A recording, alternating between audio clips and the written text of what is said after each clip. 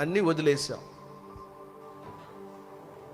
వదిలేసాం, మీ వెంటబడి వస్తున్నాం, మాకేముంది అని అన్నారు కొంతమంది. వినాలన్నా మాట, అన్నీ విడిచిపెట్టి నీ వెంటబడి వచ్చాం, మాకేముంది అని అన్నారు. వాక్యాన్ని గమనించాలి. అందుకు యేసుక్రీస్తు వారు అన్నారు, నా నిమిత్తమై మీరు ఏది విడిచినా, నన్ను వెంబడించినా, మీకు ఒక మాట చెబుతాను, ఇహమందును పరమందును మీరు సమృద్ధిగా పొందుకుంటారని అన్నారు.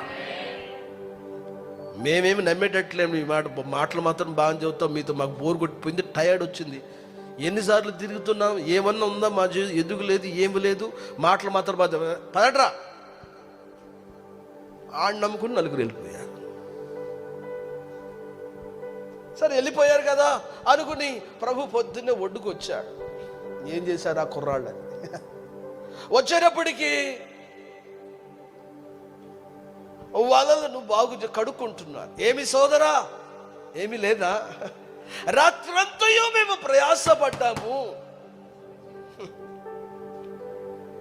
మరి నిన్ను వెంబడితే ఏం రావట్లేదు అని అన్నావుగా, సరే ధోనిని లోతుకు నడిపించండి, ఇప్పుడు వెయ్యండి వలలు.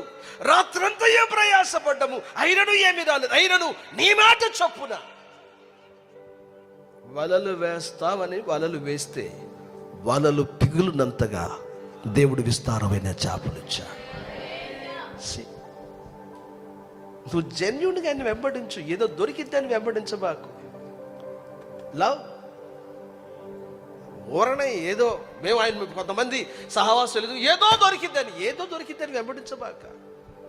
ఏదో వచ్చిందని నువ్వు నిజంగా ప్రేమిస్తూ ఆయన వెంబడించు. నీ ప్రేమ ఆయన చూడాలి. ఆ ప్రేమను కొన్నిసార్లు టెస్ట్ చేస్తాడు ఆయన, పరీక్షిస్తాడు. But still I love you lord, no matter నువ్వేమిచ్చినా ఏమి ఇవ్వకపోయినా, I still follow hard after thee. నీ వెంబడి నేను వస్తూనే ఉంటానయ్యా. అలాంటి ప్రేమను నువ్వు కల్టివేట్ చేసుకో.